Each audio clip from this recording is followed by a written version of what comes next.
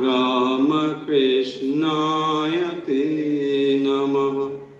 जननीं शारदां देवीं रामकृष्णं जगद्गुरुं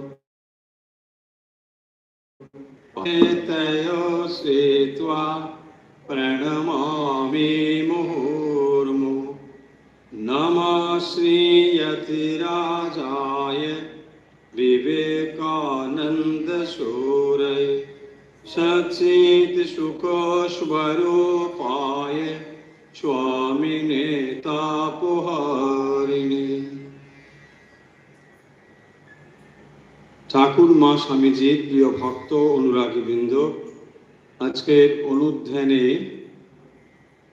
আপনাদের সবাইকে আন্তরিক স্বাগত জানাচ্ছি। আজ আমরা যে বিষয় নিয়ে আলোচনা করব তা হলো শ্রী শ্রী রামকৃষ্ণ কথামৃত। শ্রী শ্রী রামকৃষ্ণ কথামৃত আপনাদের অত্যন্ত পরিচিত একটি গ্রন্থ ও নিয়মিত আপনারা পাঠ করে থাকেন। তাই আজকের অনুধ্যানে আমরা শ্রী শ্রী রামকৃষ্ণ কথামৃত নিয়ে অনুধ্যান করব। আসুন শুরুতে কথামৃত যে শ্লোক পাঠ করে শুরু করা হয় সেটি পাঠ করে আমরা শুরু করি। ওম তব কথামৃতম তপ্ত জীবনম কবিভিরৃতাম কলমশাপহম শ্রবণ মঙ্গলম শ্রীমদাততম ভূয় গৃহন্তে হরিদা জনঃ। শ্রী শ্রী রামকৃষ্ণ কথামৃতের আজ আমরা যে অংশটি পড়ব এটি হলো কথামৃতের দ্বিতীয় পরিচ্ছেদ। তারিখ 28 অক্টোবর 1882, দ্বিতীয় পরিচ্ছেদ। এটি আমরা আজকে অনুধ্যান করব এই অংশের ওপরে।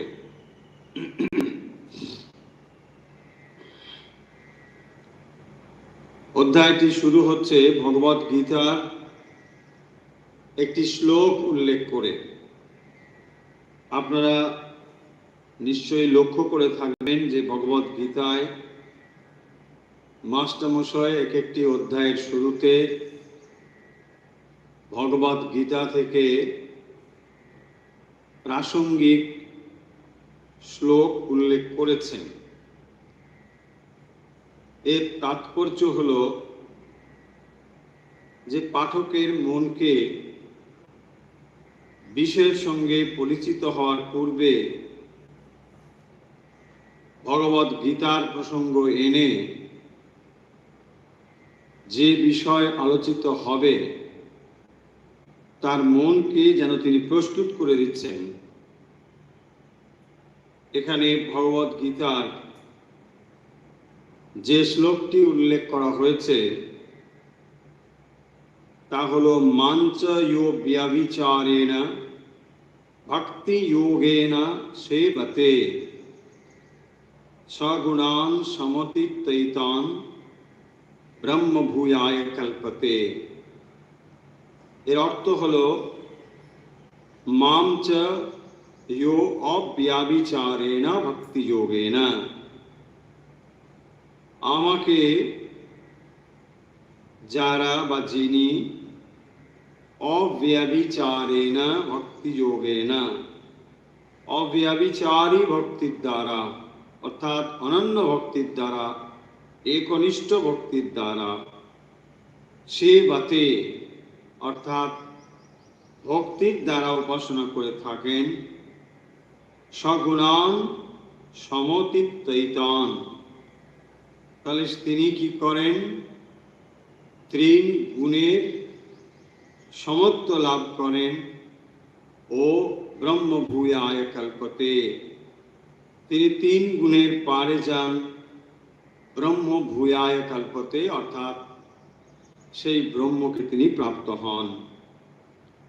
এই শ্লোক উল্লেখ করে মাস্টারমশাই দ্বিতীয় পরিচ্ছেদ শুরু করছেন ভক্ত সম্ভাষণে। প্রথম অংশে খানিকটা বর্ণনা রয়েছে। সহাস্য বদনে ঠাকুর শ্রীযুক্ত শিবনাথ আদি ভক্তগণের দিকে দৃষ্টি নিক্ষেপ করিতে লাগিলেন। সহাস্য বদনে ঠাকুর শ্রীযুক্ত শিবনাথ আদি ভক্তগণের দিকে দৃষ্টি নিক্ষেপ করিতে লাগিলেন। বলিতেছেন, এই যে শিবনাথ, দেখো তোমরা ভক্ত, তোমাদের দেখে বড় আনন্দ হয়। গাঁজাখোরের স্বভাব আর একজন গাঁজাখোরকে দেখলে ভারী খুশি হয়, হয়তো তার সঙ্গে কোলাকুলি করে। শিবনাথ ও সকলের হাস্য। এখানে ব্যাখ্যা নিষ্প্রয়োজন। শিবনাথ উপস্থিত রয়েছেন আর ঠাকুর শিবনাথকে সম্বোধন করে বলছেন, তোমরা ভক্ত, তোমাদের দেখে বড় আনন্দ হয়।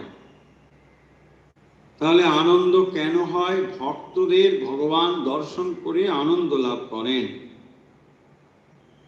ভক্ত যেমন ভগবানের দর্শনের জন্য লালায়িত, ব্যাকুল, একই রকম ভাবে ভগবানও ভক্তদের নিয়ে আনন্দ করতে ভালোবাসেন। তাই ভক্তদের দেখলে ভগবানেরও আনন্দ হয়। গাঁজাখোরের স্বভাব আর একজন গাঁজাখোরকে দেখলে ভারী খুশি হয়। গাঁজাখোরের স্বভাব আর একজন গাঁজাখোরকে দেখলে ভারী খুশি হয়। তো যখন একজন ভক্ত আর একজন ভক্ত একসঙ্গে দেখা হয়, তখন উভয়ই খুশি হয়, হয়তো তার সঙ্গে কোলাকুলি করে। এতটাই খুশি হয় যে তার একটা অভিব্যক্তি কোলাকুলি রূপে প্রকাশিত হয়। যাদের দেখি ঈশ্বরে মন নেই, তাদের আমি বলি তোমরা একটু ওইখানে গিয়ে বসো, অথবা বলি যাও বেশ বিল্ডিং রাসমণির কালীবাড়ির মন্দির দেখোগে। অর্থাৎ যারা শ্রীরামকৃষ্ণের কাছে যান অথচ সেই অর্থে ভক্ত নন, স্বভাব এখনো সেই সংসারের দিকেই, তাই শ্রীরামকৃষ্ণ তাদেরকে বলছেন যে তোমরা একটু ওইখানে গিয়ে বসো, অথবা বলি রাসমণির কালীবাড়ির মন্দির সকল দেখোগে। এই কথা শুনে মনে হতে পারে যে শ্রীরামকৃষ্ণ তাহলে ভক্তদের শ্রেণীবিন্যাস করছেন, আর যারা তথাকথিতভাবে ভক্ত নন তাদেরকে তিনি দূরে সরিয়ে দিচ্ছেন। এইটা কেমন ভাব? অন্তরঙ্গদের তিনি গ্রহণ করছেন, যারা সেখানে যাচ্ছেন তিনি তো সবাইকেই কাছে ডেকে নেবেন, এটাই তো স্বাভাবিক। কিন্তু ব্যাপার হচ্ছে শ্রীরামকৃষ্ণ মন দেখতে পারেন, তাই যাদের দেখি ঈশ্বরে মন নেই, সাধারণত যারা যান তিনি ঈশ্বরীয় প্রসঙ্গই করেন।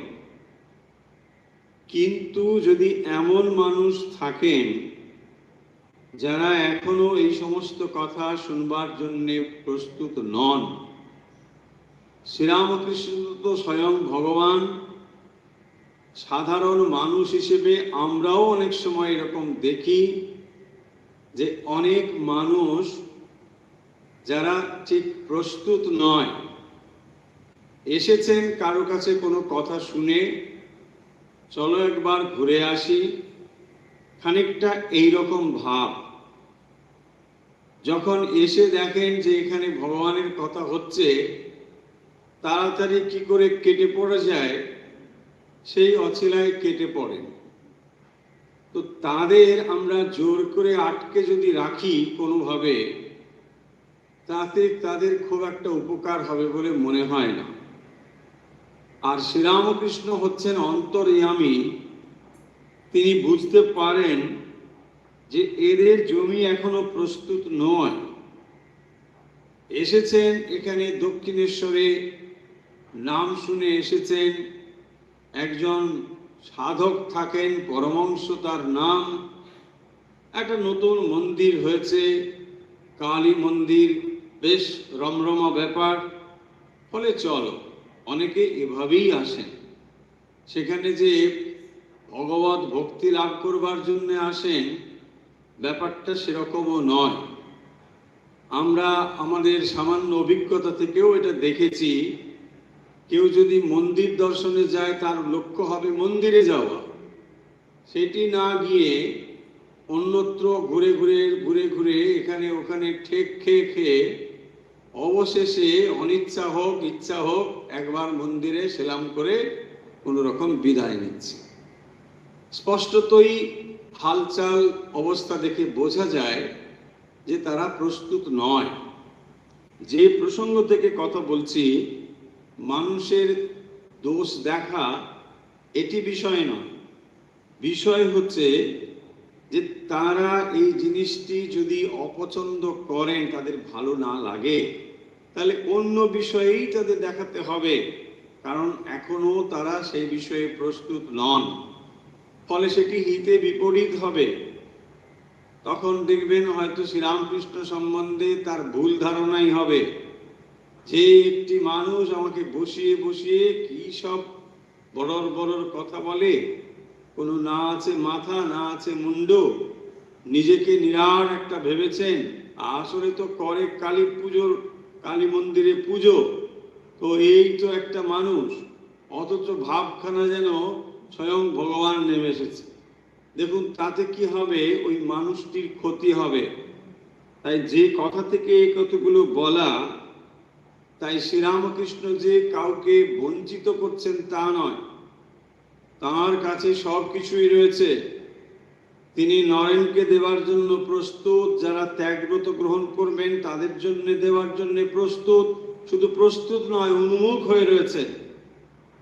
অথচ মানুষ যখন প্রস্তুত নয়, তিনি এটা দেবেন না, সাবধান হবেন, কারণ এটি তার মঙ্গলের জন্য। অথবা বলি যাও বেশ বিল্ডিং এসব দেখো, তাদের এইটি ভাব। ওই মন্দির টন্দির দেখে খানিকটা, তখনকার দিনে তো এইসব সেলফির যুগ ছিল না, এখন সেটা আরো সাংঘাতিক ভাবে বেড়েছে। ফলে মানুষ মন্দির দর্শন করতে গেলে মন্দির কতখানি দেখে, কতখানি দেবতার দর্শন করে, প্রশ্নচিহ্ন থাকবেই। এবং এখন সে প্রশ্নচিহ্ন আরো বেশি করে, ছবি কোথাও গেলে সঙ্গে সঙ্গে ছবি তোলো আর সমাজ মাধ্যমে ছবি আপলোড করো, এই হচ্ছে কাজ। কেন না ভাবখানা এই যে আমি এই কিরকম, আমাকে যদি চিনতে হয় তাহলে এইগুলো দেখে আমাকে চেনো। কেন মানুষকে এভাবে করতে হচ্ছে, নিজেকে পরিচিত হতে হচ্ছে একটা ছবির দ্বারা? কেন? আধ্যাত্মিকতা যত গোপন হবে ততই সেটি গভীর ভাব ধারণ করবে। যদি ধর্ম যাপন, আধ্যাত্মিকতা, সেটিও এইরকম সমাজ মাধ্যমে জাহির করবার, লোক দেখানোর ব্যাপার হয়ে দাঁড়ায়, তাহলে আর যাই থাকুক না কেন, সেখানে গভীরতা তো নেই, আধ্যাত্মিকতাও আছে কিনা প্রশ্ন চিহ্ন থাকবে। তাই এখানে শ্রীরামকৃষ্ণ এদেরকে পাঠিয়ে দিচ্ছেন যে না, ঠিক আছে, তোমরা ওখানে গিয়ে বসো। কারণ ওইখানে যে সমস্ত প্রসঙ্গ হবে, সেই প্রসঙ্গগুলো তাদের ভালো লাগবে না, তারা অত্যন্ত উসখুস করবেন। ভালো লাগছে না, ভালো লাগছে না, উঠে পড়ি উঠে পড়ি, কি করে ওঠা যায় এরকম ছুতো খুঁজবেন। হয়তো দেখবেন একটা ফোন এসে গেছে বলে ব্যাস বেরিয়ে পড়লো। এসব বহু রকম অবস্থা রয়েছে। আবার দেখছি যে দেখুন শ্রীরামকৃষ্ণের দৃষ্টি এসব কিছু এড়িয়ে যায়নি। একদিকে তিনি মুহুর্মুহু সমাধি অবস্থা প্রাপ্ত হচ্ছেন, দেহবোধ নেই, এই জগতের বোধই তার প্রায় থাকে না, কিন্তু যখন তিনি দেখছেন তখন খুবই স্পষ্টভাবে দেখছেন। আবার দেখছি যে ভক্তদের সঙ্গে হাওয়াতে লোক এসেছে, ভক্ত এসেছে, কিন্তু তার সঙ্গে যারা এসেছে তারা ততটা ভক্ত শ্রেণীভুক্ত নন, তাদের ভারী বিষয় বুদ্ধি। তো এই যে বিষয় বুদ্ধি যারা, তারা সবসময় চিন্তা করেন যে এখানে আমার হবে কি, এই মন্দিরে এসে বা এই ঠাকুরের সান্নিধ্য লাভ করে আমার হবে কি, কি বিষয়ের লাভ হবে, এইগুলি হচ্ছে তাদের চিন্তা। তাই ঈশ্বরীয় কথা ভালো লাগে না, সময় নষ্ট, অপ্রয়োজনীয় ব্যাপার এসব মনে হয়। ওরা হয়তো আমার সঙ্গে অনেকক্ষণ ধরে ঈশ্বরীয় কথা বলছে, তার মানে যে ভক্ত এসেছেন শ্রীরামকৃষ্ণের কাছে তারা তার সঙ্গে ঈশ্বরীয় প্রসঙ্গই করছে, কিন্তু এদিকে এরা আর বসে থাকতে পারে না, ছটফট করছে। অন্যান্য যে সমস্ত লোকজন তাদের সঙ্গে এসেছে তাদের আর ভালো লাগছে না, তারা ছটফট করছে, বারবার তাদের কানে কানে ফিসফিস করে বলছে কখন যাবে, কখন যাবে। মানে এইসব মাথা মুন্ডু নেই, কি সব কথাবার্তা বলে, আর এই কথাগুলো শুনলে হবেই বা কি। তো ফলে তুমি শুনছো শোনো, আমার মোটেই ভালো লাগছে না, এই হচ্ছে ভাব। তারা হয়তো বললে দাঁড়াও না হে, আর একটু পরে যাব, আরে একটু অপেক্ষা করো, ওই কথাগুলো শুনছি। তখন এরা বিরক্ত হয়ে বলে, তবে তোমরা কথা কও, আমরা নৌকোয় গিয়ে বসি। তাহলে তোমরা কথা বলো, মানে এই কথাগুলো তার প্রয়োজন নেই, তোমরা অপ্রয়োজনীয় সময় নষ্ট করতে পারো, কিন্তু তিনি এগুলো করতে রাজি নন। তাই বেরিয়ে যাওয়ার ছুতো করে নৌকোয় গিয়ে বসি, তুমি এসো, এই বলে বেরিয়ে যায়। শ্রীরামকৃষ্ণ তাদেরও এখানে কথা বলছেন। সংসারী লোকদের যদি বলো যে সব ত্যাগ করে ঈশ্বরের পাদপদ্মে মগ্ন হও, তা তারা কখনোই শুনবে না। এবং এই যে শ্রীরামকৃষ্ণ বলছেন সংসারী লোকদের বলো, এই সংসারী লোক মানে অধিকাংশই সংসারী মানুষ। দুটি একটি মানুষের মন লক্ষ লক্ষ মানুষের ভেতরে ঈশ্বরের দিকে যায়। কেবল ঈশ্বরীয় প্রসঙ্গ শ্রবণ করলেই যে তিনি আধ্যাত্মিক পুরুষ হয়ে গেলেন এমনটা ভাবার দরকার নেই। তাই সংসারী লোকদের শ্রীরামকৃষ্ণ বলছেন মানে যে তাদের যদি ত্যাগের কথা বলো, তারা শুনতে প্রস্তুত নয়, শুনতে পারবে না। এইটা তাদের ছোট করা হচ্ছে না, তারা মানসিকভাবে প্রস্তুত নন। তাই প্রস্তুত নন বলে এই কথাগুলো তাদের কাছে অত্যন্ত বিরক্তিকর হবে। তাই বলছেন যে ঈশ্বরের পাদপদ্মে মগ্ন হও, যদি সব ছেড়ে, বলছেন না না এইসব কথা শুনবই না। সেই জন্য দেখবেন যেখানে ত্যাগ বৈরাগ্যের কথা হয় সেখানে লোক সংখ্যা কম তুলনামূলকভাবে, আর যেখানে এও করো ও করো মানে মাগুর মাছের ঝোল, সেইখানে দেখবেন লোকের সমাগমটা বেশি হয়। কারণ ওখানে মানে দুই রকম ব্যাপার রয়েছে, ঈশ্বরকেও ডাকো, আবার একটু সংসার কিভাবে ভালোভাবে হবে তবে সেসবও ওখানে পাওয়া যাবে। তাই বলছেন বিষয়ী লোকদের টানবার জন্য গৌর নিতাই দুই ভাই মিলে পরামর্শ করে এই ব্যবস্থা করেছে। গৌর নিতাই দুজন দেখলেন যে সংসার নিয়েই তো মানুষ ব্যস্ত রয়েছে, তাহলে এই সংসার থেকে তাকে টেনে আনবো কি করে। দেখুন, যখন ঈশ্বরীয় প্রেম অন্তরে জাগ্রত হবে, তখন বৈরাগ্য স্বাভাবিক হবে, এটা ঠিক।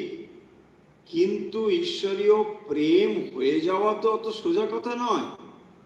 তাহলে তা যত সময় না হচ্ছে তত সময় মানুষ সংসার নিয়েই ব্যস্ত, কারণ এটাই তার কাছে স্বাভাবিক অবস্থা। এখানেই সে জন্মগ্রহণ করেছে, এই পরিবেশেই সে বড় হচ্ছে। এখন তার কাছে ত্যাগের কথা বললে ভীতি উৎপন্ন হয়, ভয় পায়। সেই জন্য সে মনে করে এসব ত্যাগ ত্যাগ বলে কি হবে। তাই এখানে বলছেন যে গৌর নিতাই দুই ভাই, নিত্যানন্দ আর গৌরাঙ্গ মহাপ্রভু, দুজনে মিলে পরামর্শ করলে তো দুজনে নাম সংকীর্তন করে মানুষকে তাদের পথে নিয়ে আসবেন। আর এই যে নিয়ে আসবেন, বলছেন মাগুর মাছের ঝোল, যুবতী মেয়ের কোল, বল হরি বল। দেখুন, আপাতভাবে এই কথাগুলো শুনলে বেশ রসাত্মক বলে মনে হবে, যে বাহ, এ তো খুব মজার ব্যাপার, খুব আনন্দের ব্যাপার, তো তাহলে একবার তো গেলেই হয়। তাই এখানে বলছেন, ঠাকুরই বলছেন, প্রথম দুটির লোভে অনেকে হরিবোল বলতে যেত, বলে চলো, তাহলে তো বেশ ভালোই আছে ওখানে। এখনো দেখা যায় মাঝে মধ্যে কেউ কেউ এই দুটোকে মানে মূলধন করে হরিনাম বিতরণ করছেন, সেটাও করে যাচ্ছেন, তবে মন্দের ভালো, আসল জিনিসটা না হারিয়ে গেলেই ভালো। প্রথম দুটির লোভে অনেকে হরিনাম করতে যেত, হরিনাম সুধার একটু আস্বাদ পেলে বুঝতে পারত যে মাগুর মাছের ঝোল আর কিছুই নয়। হরি প্রেমে যে অশ্রু পড়ে তাই, যুবতী মেয়েকে না পৃথিবী, অর্থাৎ ভাবে যখন তার অশ্রু বিসর্জন হয় এবং সে ভগবত প্রেমে, ভগবানের নামে ধুলায় হরিপ্রেমে গড়াগড়ি দেয়, সেইটি আসলে হলো যুবতী মেয়ের কোল। তাহলে মানুষকে এইভাবে খানিকটা বিষয়ের লোভ দেখিয়ে, যেহেতু আমরা বিষয় রসে মত্ত হয়ে রয়েছি, তাই আমাদের মনকে, বিষয়াসক্ত মনকে ঈশ্বরের দিকে নিয়ে যাওয়ার জন্য এরকম করতে হতো। এখানে পয়েন্টটা কি? পয়েন্ট হলো যে আমাদের মন এতটাই বিষয়াসক্ত, ঈশ্বরীয় সাধন করতে এলেও আমরা বিষয় ভেবেই সেটা করে থাকি। মানে আমি ঈশ্বরকে ডাকবো, আমার লাভ কি হবে? ভাবখানা হচ্ছে এই যে আপনি বলছেন ভগবান আরাধনা করা দরকার, সাধনা করা দরকার, শাস্ত্র বলছেন, আচার্য পুরুষ বলছেন, ঠিক, কিন্তু আমি কেন করব? আমার কি লাভ হবে? তাই লাভ ক্ষতির প্রশ্নে যদি তার মন সায় না দেয়, বিষয়ী, ঘোর বিষয়ী যারা, তারা কিন্তু কিছুতেই সেটি করবেন না। নিতাই কোন রকমে হরিনাম করিয়ে নিতেন। চৈতন্যদেব বলেছিলেন, ঈশ্বরের নামে ভারী মাহাত্ম্য, শীঘ্র ফল না হতে পারে, কিন্তু কখনো না কখনো এর ফল হবেই হবে। অর্থাৎ ভগবানের নাম, সেটি যদি কেউ অবহেলা করেও করে, যান্ত্রিক ভাবেও যদি কেউ করে, তার ফল হবে। যেমন উপমা দিয়ে এখানে বলছেন, কেউ বাড়ির কার্নিশের ওপর বীজ রেখে গিয়েছিল, কয়েকদিন পরে বাড়ি ভূমিসাৎ হয়ে গেল, তখনও সেই বীজ মাটিতে পড়ে গাছ হলো, তার ফল হলো। তার মানে একদিন যেটা করা হয়েছিল কোনোভাবে, তার ফল কখনো না কখনো নিশ্চয়ই পাওয়া যাবে। তাই শ্রীরামকৃষ্ণ এখানে বলছেন সংসারী লোকেদের স্বভাব কি এবং ভগবানের নাম মাহাত্ম্য কি। সংসারী মানুষ আসলে বিষয় নিয়েই সে মত্ত রয়েছে, তার কারণ বিষয় থেকে অন্য কোনো বিষয় তার কাছে গ্রহণীয় বলে মনে হচ্ছে না। বিষয়ের থেকে তিনি যদি মূল্যবান কিছু জিনিস ধারণা না করতে পারেন, তাহলে বিষয়কে ছাড়বেনই বা কেন? তখনই আপনি কোনো একটি জিনিসকে ফেলে দেন যখন তার থেকে উন্নত জিনিসের সন্ধান পান। এটাই তো স্বাভাবিক। মানুষের মনের অবস্থা হলো ঠিক তাই। দেখবেন যারা সাধু সন্ন্যাসী সব ত্যাগ করেন, তারা যে বোকার মতো সব ত্যাগ করেন তা নয়। সাধু সন্ন্যাসীরা ত্যাগ করেন এর তাৎপর্য হলো যে এর থেকে তারা উন্নত বা মূল্যবান কোনো বস্তুর সন্ধান পান। সেই উন্নত বস্তুর সন্ধান পেয়েই তারা নিম্নতর বস্তুকে অবলীলায় ফেলে দিতে পারেন। সংসারকে তারা ত্যাগ করে ঈশ্বর সাধনায় যে মগ্ন হন, এ কথার অর্থ হলো এই যে ঈশ্বর সাধনার জন্য এই জিনিসগুলো তার কাছে তুচ্ছ বলে মনে হয়েছে। তার থেকে উন্নততর জিনিসের সন্ধান পেয়েছেন বলেই এগুলো ফেলে দিচ্ছেন। বোকার মতো ফেলে দেন না যে এগুলোর কোনো মূল্য নেই, এগুলো সব ফেলে দাও। যখন আপনি এর থেকে উন্নত জিনিসের সন্ধান পেয়েছেন, তখন ফেলে দেওয়াটাই হলো যথার্থ বুদ্ধিমানের মতো ফেলে দেওয়া। তা না হলে সেটা কেউ করছে দেখে অনুকরণ করা হবে, অথচ সেটা যথার্থ বৈরাগ্য হবে না। তাই যথার্থ বৈরাগ্যের তাৎপর্য হচ্ছে উন্নততর বস্তু খুঁজে পেতে হবে। সেটা সংসারে থেকেই, সংসারের মধ্যে থেকেও এর থেকে উন্নত কিছু রয়েছে কিনা সেইটি আপনাকে বিচার করে দেখতে হবে, বিশ্লেষণ করে বুঝতে হবে। যখন আপনি এর থেকে উন্নততর বস্তুর সন্ধান পাবেন, তখন অবলীলায় এই বিষয় কিন্তু ত্যাগ হয়ে যাবে। তাই ত্যাগ জিনিসটি স্বাভাবিকভাবেই আসতে হবে, এটা জোর করে হবে না। উন্নততর জিনিস লাভ না হলে কেউ নিম্নতর জিনিসকে ফেলে দিতে পারে না। আর এইটি যখন পারে না, তাকেই বলা হয়েছে সংসার আসক্তি। তো এই সংসার আসক্তি মানুষগুলোর মনের অবস্থা কেমন হয়, শ্রীরামকৃষ্ণ সেইটি দেখে তার এখানে ব্যাখ্যা দিচ্ছেন বা বলছেন। যখন মানুষগুলো আসে, তার সঙ্গে কেউ ভক্ত এলো, কেউ অতটা ভক্ত নয় তার সঙ্গেও এলো। যারা ঈশ্বরীয় কথা বলতে পছন্দ করেন, তাদের সঙ্গে শ্রীরামকৃষ্ণ ঈশ্বরীয় প্রসঙ্গ করছেন। কিন্তু যারা ততটা পছন্দ করেন না বা বিষয়াসক্ত মানুষ, তারা কিন্তু খানিকটা মনে মনে একটু বিরক্ত ভাব পোষণ করছেন। কি করে উঠে পড়া যায়, কি করে এখান থেকে চলে যাবেন, তার অজুহাত খুঁজছেন। বারে বারে বন্ধুদেরকে খোঁজাতে থাকে যে চলো চলো চলো, এইসব শুনে কি হবে। শ্রীরামকৃষ্ণ বলছেন যে তাদের অবস্থাটা কিরকম হয়, ওখানে ভালো লাগছে না, আর উঠে যেতেও পারছে না। তাই বলছেন যে আমরা গিয়ে একটু নৌকোতে বসি, তোমরা যদি একটু কথা বলো।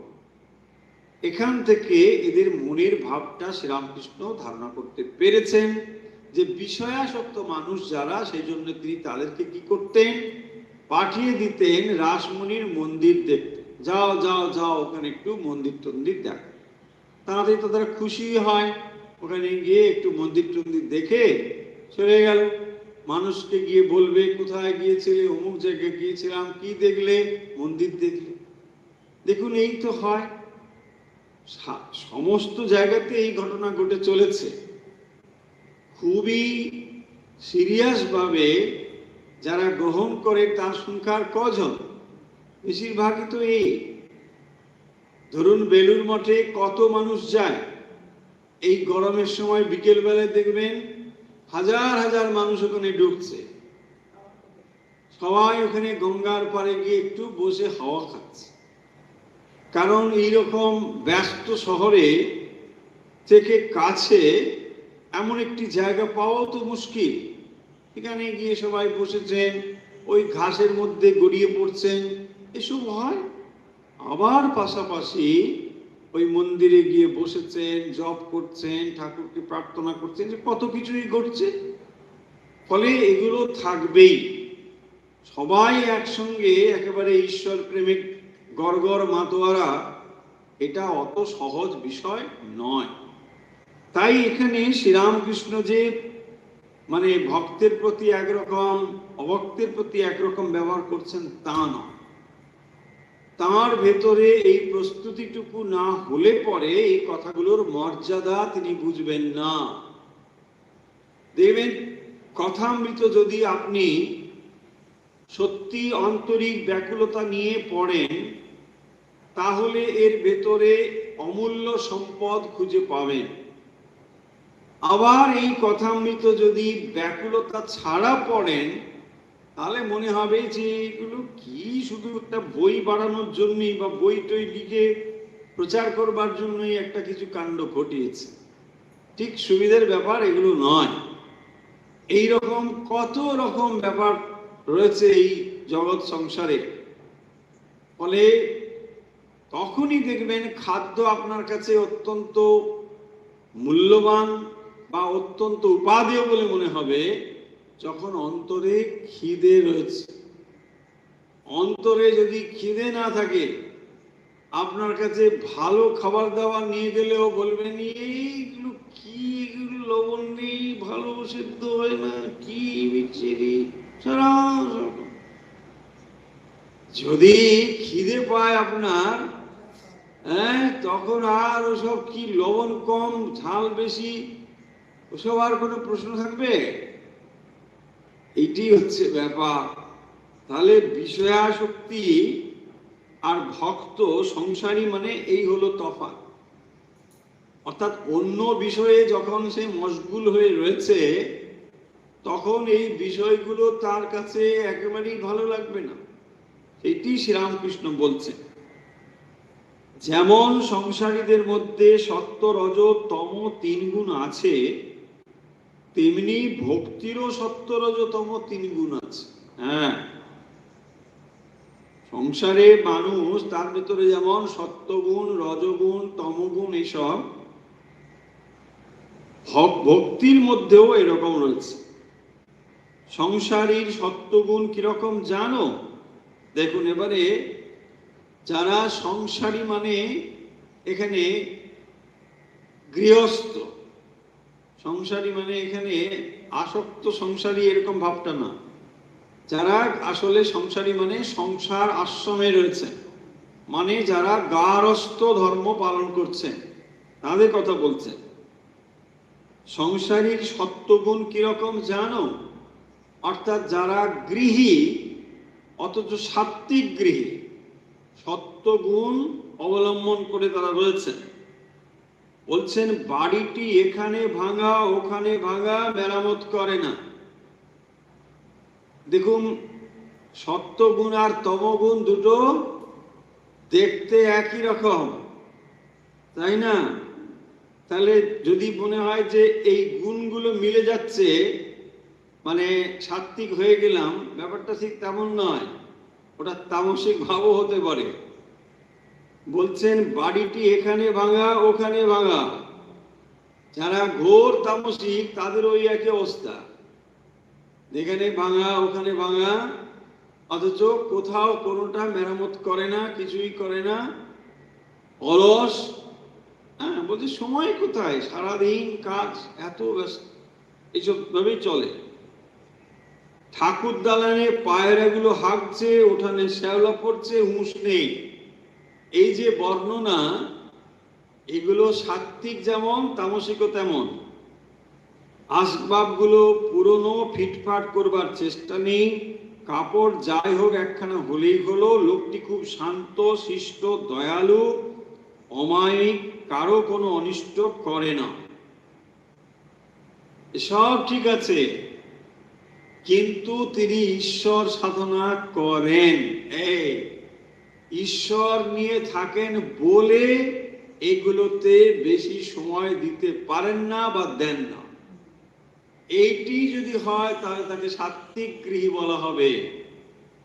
আর যদি বাউন্ডুলে টাইপের, ঈশ্বরের নামে কাছেই নেই অথচ এইগুলো সব মিলে যাচ্ছে বলে আপনি খুব লাফালাফি করছেন, তাহলে একটু থামুন।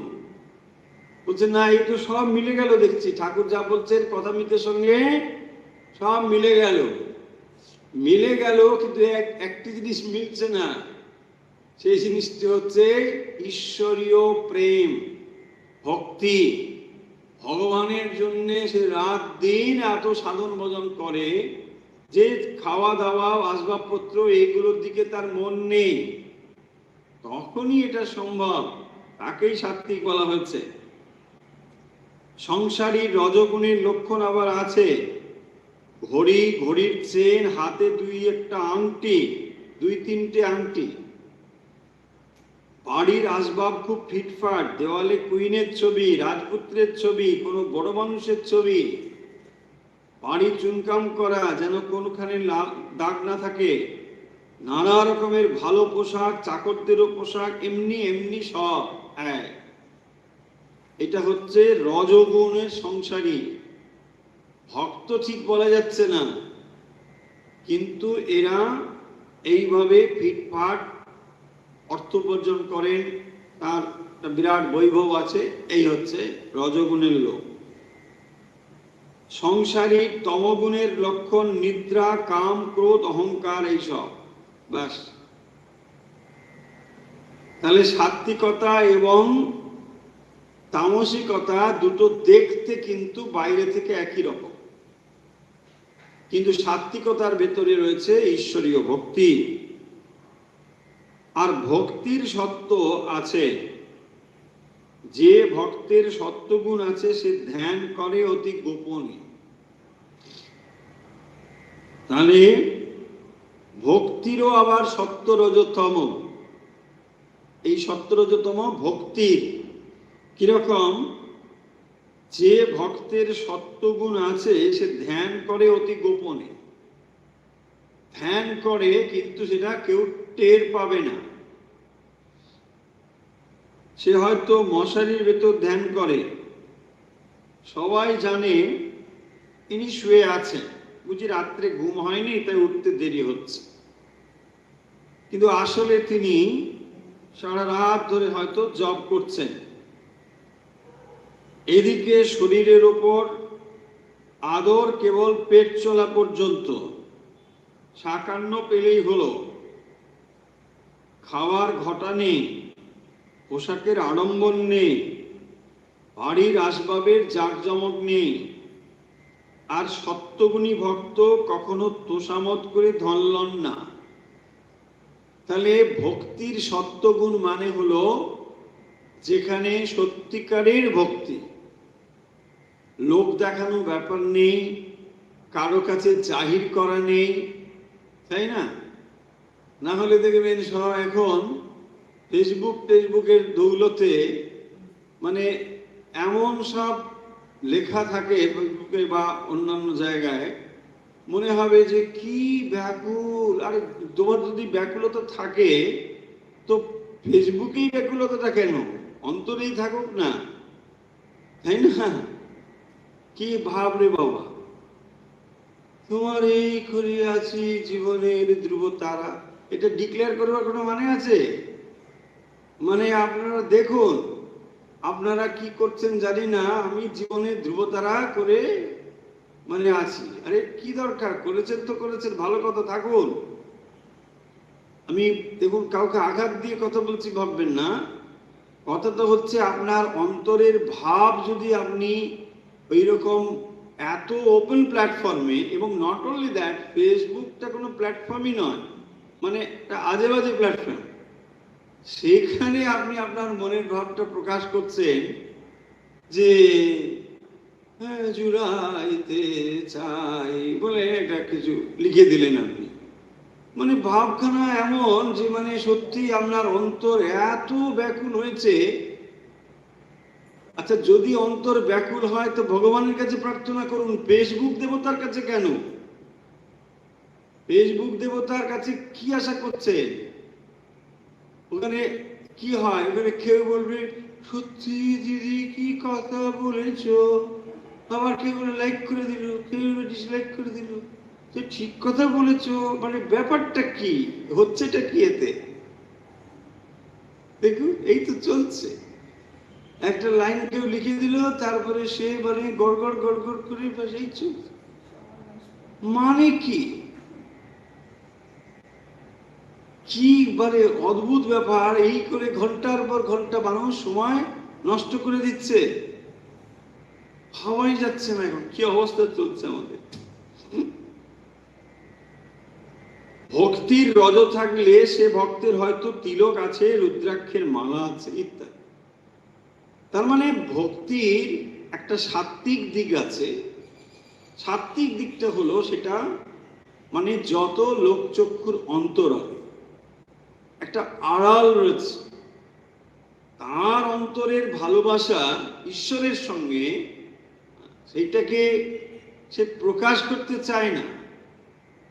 দেখবেন ভগিনী নিবেদিতা শ্রী শ্রী মা সম্বন্ধে একটা সুন্দর লেখা আছে, যে আমাদের আশ্রয়, একমাত্র আশ্রয় বলে নিবেদিতা, ভগিনী নিবেদিতা শ্রী শ্রী মা সম্বন্ধে একটা সুন্দর লেখা আছে। সেখানে তিনি বলছেন যে ভারতীয় নারীরা, তিনি জানতেন না এই ভাবটা, যে ঈশ্বরীয় সাধনা যত করেন সেটি মানুষের কাছে তারা তত কম বলেন না। এই যে ভাব, এটা তিনি জানতেন না। মায়ের কাছে দেখছেন যে মা সারাদিন জব করছেন, কাজ করছেন, কিন্তু কারোর কাছে এটা নিয়ে কিছু বলছেন।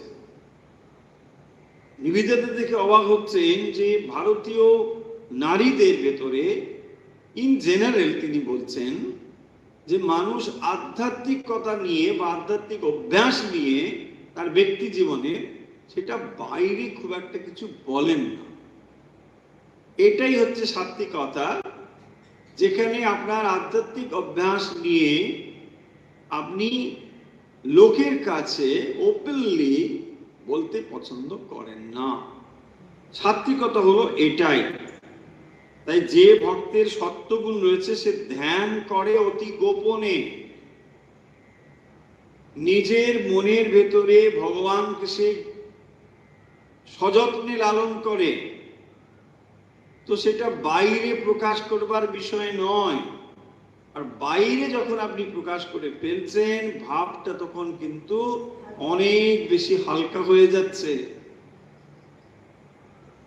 তাই যত সেটিকে গোপনে রাখবেন ততই সেটা শক্ত হবে বা অনেক বেশি গভীর হবে। সামান্যতম হয়তো ভক্তির বীজ আমাদের ভেতরে এসে হাজির হয়েছে, সামান্যতম, সেইটিকে সযত্নে লালন করতে হয়। তা না হলে ঈশ্বরীয় ভাবে অগ্রসর হওয়া যায় না। আর সেটা যদি শুরুতেই এরকম লোকের কাছে প্রকাশিত হয়ে পড়ে, তাহলে তার অনেক বিপদ রয়েছে। মশারির ভেতর ধ্যান করে সবাই জানছে ইনি শুয়ে আছেন, বুঝি রাত্রে ঘুম নেই তাই উঠতে দেরি হচ্ছে, কিন্তু ব্যাপারটা ঠিক তা নয়। তিনি রাত্রে হয়তো সাধন ভজন করেছেন, তাই উঠতে দেরি হয়েছে, মানে অনেক সাধন ভজন করেছেন, জপ ধ্যান করেছেন। আর বলছেন শরীরের উপর আদর যেমন পেট চলা পর্যন্ত। হ্যাঁ, ঠিক আছে, শরীর ধারণের জন্য কিছু খেতে হবে, বাস খেয়ে নিন। এই খেতে হবে, ওই খেতে হবে, এই জন্য দেখুন মানুষের এই খাওয়ার জোগাড় আর এইসব করতেই সারাদিনের কতটা সময় চলে যায়। এক তো অর্থ উপার্জনের সময় যাচ্ছেই যাচ্ছে, শুধু নয় অর্থটাকে কি করব, খেতে হবে। রবিবার, আজকে খাবার দিন, মানে অন্য দিন যেন না খেয়ে গেছে, খেতে চলে যাও, আজকে সব পশু টশু যা আছে সব শেষ। মানে তখন আর কোনো কথা হবে না। আমার কাছে টাকা রয়েছে মানে সে প্রাণী হোক, ভ্যাঁ ভ্যাঁ হোক, ক্যাঁকে হোক, যা হোক, সব মানে আমার অধিকার। ভাবুন একবার কি অবস্থা হচ্ছে। হ্যাঁ, ওই যে দাড়ি নেড়ে নেড়ে ঘাস খায়, ওর কি অবস্থা ভাবুন, তাই না? ওর বাচ্চাটা তো ওখানে চিৎকার করছে, সে তো বলে এলো যে আমি যাচ্ছি একটু ঘুরে আসছি, কিন্তু ও তো আর ফিরছে না। দেখুন ওখানে বাচ্চাটা তখন চিৎকার করছে, কোথায় গেল কোথায় গেল, মা ফিরছে না। বাবা বলছে তোর মা আর ফিরবে না, তাই না? ছোট বাচ্চা, ও তো জানে না, লাফাচ্ছে লাফাচ্ছে, মা ফিরছে না শুনেও লাফাচ্ছে। দেখুন এই তো অবস্থা। তত সময় ও শেষ, বাবুর পেটে ঢুকে গেছে।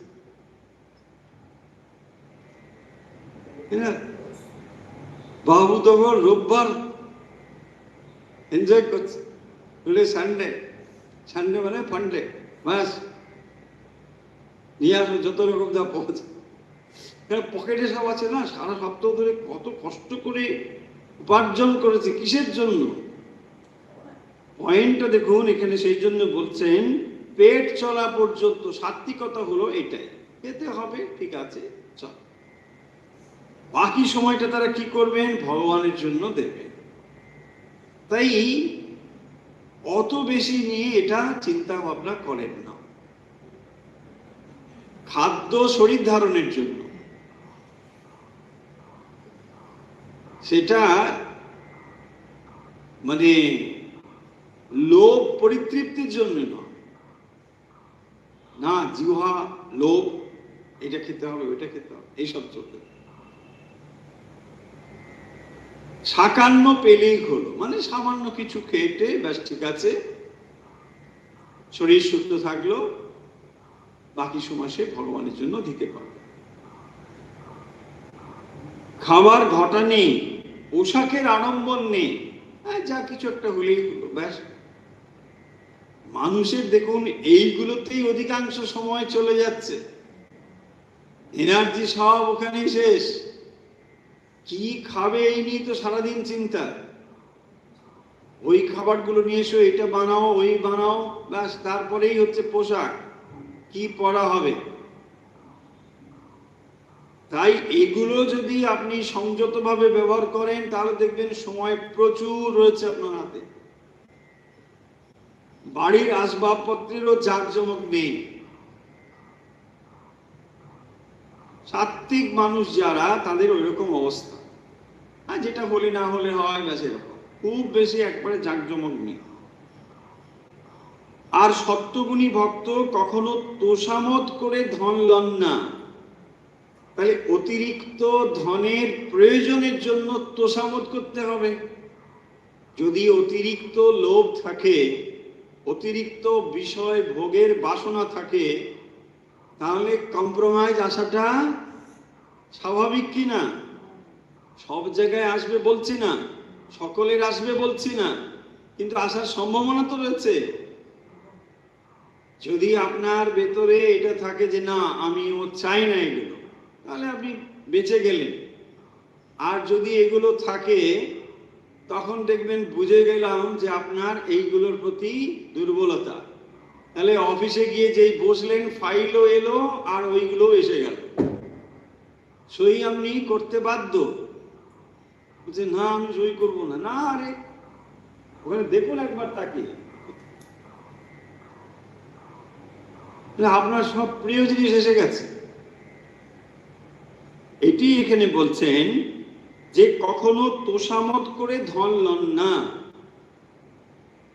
এটা তখন আর তাদের দরকার হয় না। ভক্তির রজ থাকলে, সে ভক্তের হয়তো তিলক আছে, রুদ্রাক্ষের মালা আছে, সেই মালার মধ্যে মধ্যে আবার এক একটি সোনার দানা।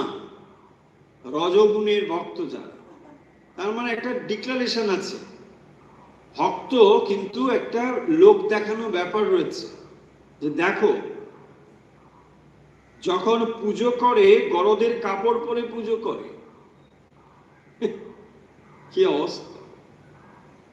মানে পুজো করবার জন্যে আবার একটা আলাদা আলাদা রকম সাজগোজ পরে, মানে বিরাট একটা ব্যাপার। এই দুর্গাপুজো টুজো এলে বেশ ভালো বোঝা যায়। এমনি সময় ঠিক আছে, কিন্তু দুর্গাপুজো টুজোর সময় এলে দেখা যাবে বিরাট ব্যাপার, একদম সাজগোজ টাজগোজ করে তখন দুর্গাপুজো হচ্ছে। দুর্গাপুজো তো পুজো দেখতে গেছে তা নয়, পুজো করছে যারা তাদের কথা হচ্ছে। তাহলে আজকের প্রসঙ্গগুলোকে আমরা সমাপ করে দিই, কি রয়েছে। আজকের কথা হচ্ছিল ভক্ত সম্ভাষণ, অর্থাৎ শ্রীরামকৃষ্ণ শিবনাথকে বলছেন যে দেখো ভক্ত, তোমরা ভক্ত, তাই তোমাদের দেখে আনন্দ হয়।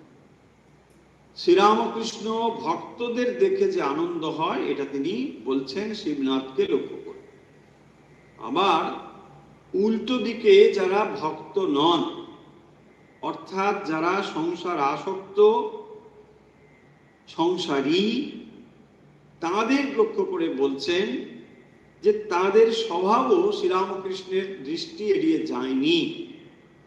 দক্ষিণেশ্বরে এরকম মানুষ অনেকে যেতেন, অথচ তিনি বলতেন যাও মন্দির দেখে এসো, কারণ তারা শ্রীরামকৃষ্ণের সান্নিধ্য লাভের জন্য সেখানে যাননি।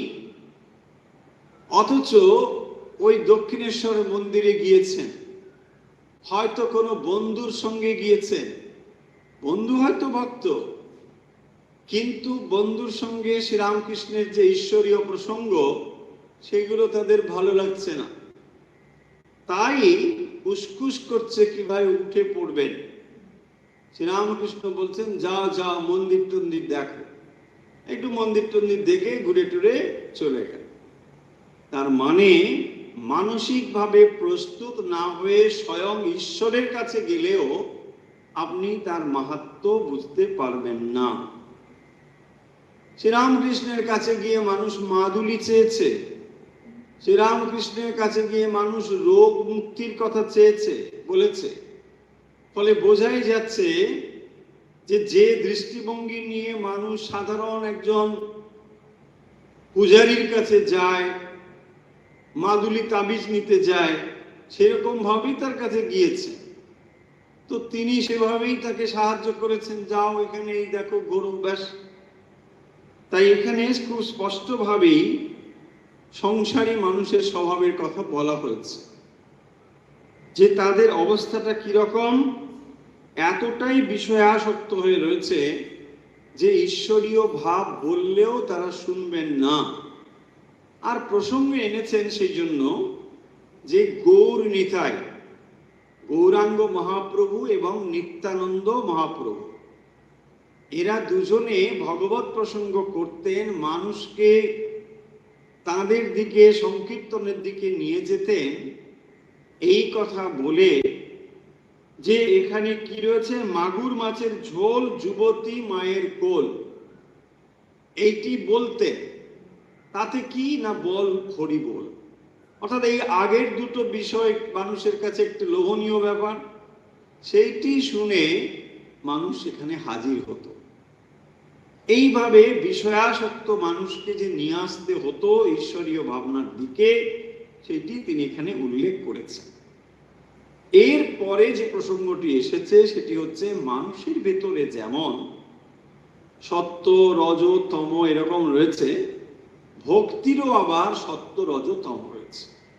সাত্ত্বিক মানুষ কিরকম না, সাত্ত্বিক মানুষ দেখবেন খুব বেশি জাঁকজমক করে বাড়ি বানাচ্ছেন তা নয়, একটা সাধারণ বাড়ি, সেখানে হয়তো খানিকটা ভাঙা, অনেকদিন ধরে মেরামত হচ্ছে না, আসবাবপত্রগুলো পুরনো, খুব একটা ফিটফাট ব্যাপার নেই, এই সব ব্যাপার রয়েছে, কিন্তু মন ঈশ্বরে রয়েছে 16 আনা। তাই ঈশ্বরে মন 16 আনা রয়েছে বলে মানুষটি খুব শান্ত স্বভাবের, শিষ্ট, দয়ালু, কিন্তু তার ভিতরে এইরকম বিষয়ের খুব একটা আঁট নেই। আবার রাজসিক মানুষ কিরকম না, ঘড়ি, হাতে ঘড়ির চেন, আংটি, পিঠপাট, দেওয়ালে কুইনের ছবি, তার মানে বোঝাই যাচ্ছে যে তার রুচি কোনো ঈশ্বরীয় বিষয় নয়, কুইনের ছবি রেখেছেন। তো এই রকম যে তার পছন্দ, সেইগুলো কিন্তু এই রজগুণের দ্বারা প্রকাশিত হয়েছে। আর তমগুণের লক্ষণ হচ্ছে নিদ্রা, কামা, ক্রোধ, এইরকম তার অবস্থা। এবারে ভক্তির সাত্ত্বিক, রাজসিক ও তামসিক অবস্থা বলেছেন। ভক্তির সাত্ত্বিক অবস্থা কি না, যে ভক্ত সাত্ত্বিক ভক্ত, সে মশারির ভেতরে জপ করে, লোকে বুঝতে পারে না, তার ঈশ্বরীয় ভালোবাসা লোকে টের পায় না, এই রকম। আর রজগুণের ছাড়া তারা রুদ্রাক্ষের মালা পরে, অর্থাৎ তার ভেতরে একটা বহিরঙ্গ ভাব রয়েছে, যেটি সঙ্গে সঙ্গে সে ভক্তির সঙ্গে সেটাকে অবলম্বন করে থাকে। আর তামসিক ভক্ত কারা, দেখবেন পাঁঠা বলি দেওয়া, মুক্ত মুখ, এইসবগুলো রয়েছে, ভগবদ গীতাতেও আমরা পড়েছি। তো যারা এইভাবে মানে সাত্ত্বিক এবং রাজসিক তামসিক ভাব অবলম্বন করেন, তাদের কথা আজকের এই প্রসঙ্গে আলোচনা করা হলো। শ্রীরামকৃষ্ণ সংসারী মানুষের স্বভাব এবং নাম মাহাত্ম্য, অর্থাৎ ভগবানের নাম করলে যে বিষয় বাসনা থেকে মানুষ দূরে আসতে পারে, বিষয়াসক্তি থেকে যে মানুষ মুক্ত হতে পারে, সেটি কিন্তু ভগবানের নামের দ্বারাই সম্ভব। যে ভগবানের নাম মানুষকে সংসার আসক্তি থেকে মুক্ত করতে পারে, সেই নামের আশ্রয় গ্রহণ করলেই মানুষের মন থেকে বিষয় আসক্তি যেতে পারে। এখানে দেখুন, এই যে বিষয়াসক্তি মনের কথা বা সংসারী মানুষের মনের কথা শ্রীরামকৃষ্ণ উল্লেখ করেছেন, এর অর্থ এই নয় যে শ্রীরামকৃষ্ণ এদেরকে অত্যন্ত অপছন্দ করেন, ঘৃণা করেন, ব্যাপারটা তা নয়। ব্যাপার হলো, মানুষের অন্তর থেকে যদি বিষয়াসক্তি না গিয়ে থাকে, তাহলে এই ঈশ্বরীয় প্রেম তার অন্তরে স্থান পাবে না। শ্রীরামকৃষ্ণ যদি শাস্ত্রীয় কথা বলেন, ঈশ্বরীয় কথা বলেন, সেগুলো রেখাপাতই করবে না। তার কানে এগুলো অত্যন্ত মানে অমধুর বলে মনে হবে, কঠিন বলে মনে হবে, এগুলো তাৎপর্যহীন বলে মনে হবে। সেই কারণের জন্যই আমরা দেখতে পাব যে শ্রীরামকৃষ্ণ বরং তাদেরকে বলছেন যে তোমরা যাও দক্ষিণেশ্বরের মন্দিরে গিয়ে রাসমণির মন্দির দেখো। অর্থাৎ যদি কখনো এই প্রশ্ন মনে জাগে যে কোথায় গিয়েছিলাম, কার সান্নিধ্যে গিয়েছিলাম, এই কথা যদি কখনো মনে পড়ে, তখন তার ভেতরে একটা পরিবর্তন আসবে। আর এই পরিবর্তন নিয়ে যদি কেউ মানসিকতা নিয়ে শ্রীরামকৃষ্ণের কাছে আসে, তাহলেই সেটি তার কাছে মূল্যবান হবে। যে কথা দিয়ে কথা শুরু করেছিলাম, দেবেন খাদ্যবস্তু তখনই আপনার কাছে মূল্যবান বলে মনে হবে, মধুর বলে মনে হবে, অত্যন্ত প্রয়োজনীয় বলে মনে হবে, যদি অন্তরে খিদে থাকে। খিদে যদি না থাকে, তাহলে অনেক বেশি মূল্যবান খাবার আপনার কাছে গ্রহণীয় হবে না। ঠিক একই রকম ভাবে স্পিরিচুয়াল কোয়েস্ট যদি আপনার ভেতরে থাকে, স্পিরিচুয়াল হাঙ্গার যদি আপনার ভেতরে থাকে, কেবল তখনই দেখবেন এই বিষয়গুলোর গুরুত্ব আপনি অনুভব করতে পারবেন। তা না হলে মনে হবে অনেক বইয়ের মধ্যে কথামৃত তো একটা বই, এটুকুই আপনার ধারণা হবে। কিন্তু কথামৃত যে কেবল একটি গ্রন্থ নয়, কথামৃতের প্রতিটি শব্দই যে শ্রীরামকৃষ্ণের উচ্চারিত একটি মন্ত্র, যে মন্ত্র উচ্চারণ করে আমরা গভীর প্রেরণা অনুভব করি, ঈশ্বর প্রেরণা। এই শব্দ, এর প্রতিটি শব্দই এরকম ভাবেই শ্রীরামকৃষ্ণের উচ্চারিত মন্ত্র, ভগবান স্বয়ং এই শব্দ উচ্চারণ করেছেন। এবং এই কথামৃতের যে সমস্ত শব্দ শ্রীরামকৃষ্ণের মুখনিসৃত বাণী এখানে যুক্ত হয়েছে, এগুলি হলো শ্রীরামকৃষ্ণের শব্দ শরীর।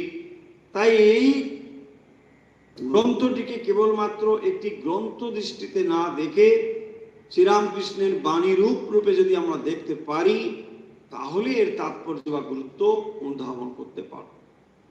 চলুন এখন আমরা সমবেতভাবে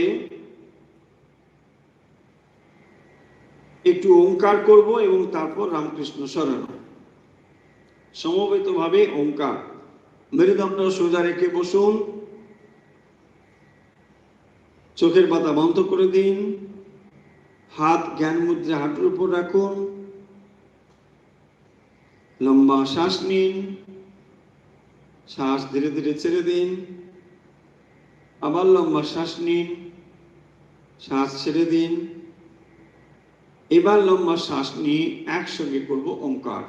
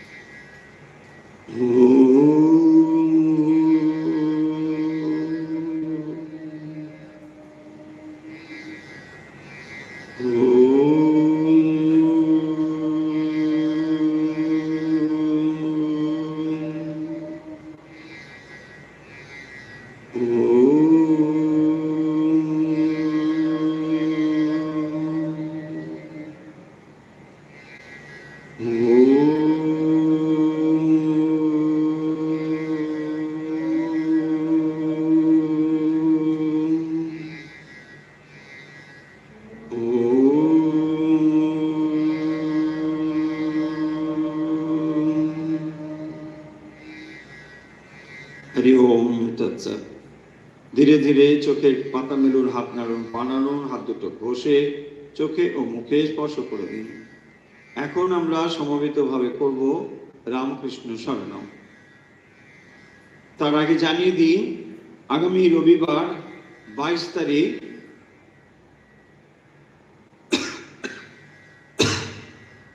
আমাদের মার্চ মাসের জপযজ্ঞ সকাল 9:30 থেকে অনুষ্ঠিত হবে।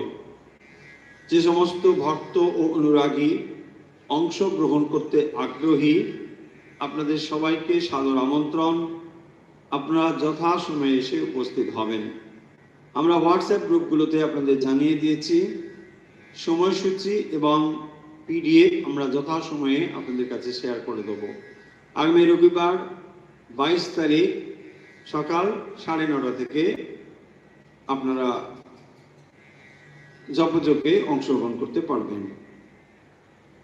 এখন রামকৃষ্ণ শরণম।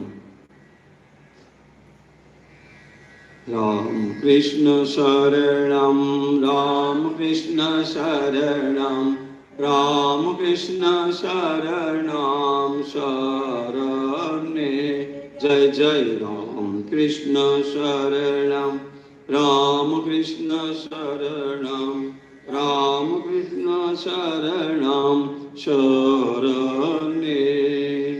কৃপা হি কেবলম, কৃপা হি কেবলম, কৃপা হি কেবলম শরণে।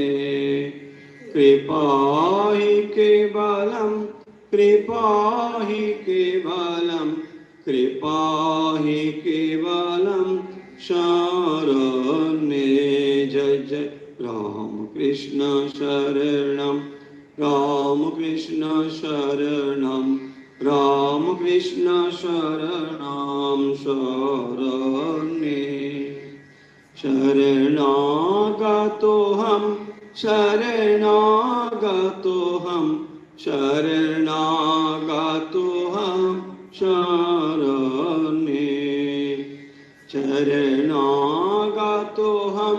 শরণাগতোহম, শরণাগতোহম শরণে। জয় রাম কৃষ্ণ শরণম, রাম কৃষ্ণ শরণম, রাম কৃষ্ণ শরণম শরণে। নমো শ্রী গুরবে, নমো শ্রী গুরবে, নমো শ্রী গুরবে নমো নমো। নমো শ্রী গুরবে, নমো শ্রী গুরবে, নমো শ্রী গুরবে নমো নমো। जय जय राम कृष्ण शरणम राम कृष्ण शरणम राम कृष्ण शरणम शरणे राम कृष्ण जय जय राम कृष्ण जय जय राम कृष्ण जय जय राम कृष्ण जय जय राम कृष्ण शरणम राम कृष्ण शरणम राम कृष्ण शरणम शरणे जय राम कृष्ण शरणम राम कृष्ण शरणम राम कृष्ण शरणम शरण। जय श्री गुरु महाराज जी की जय। जय महामाई की जय। जय स्वामी जी महाराज जी की जय। जय गंगा माई की जय।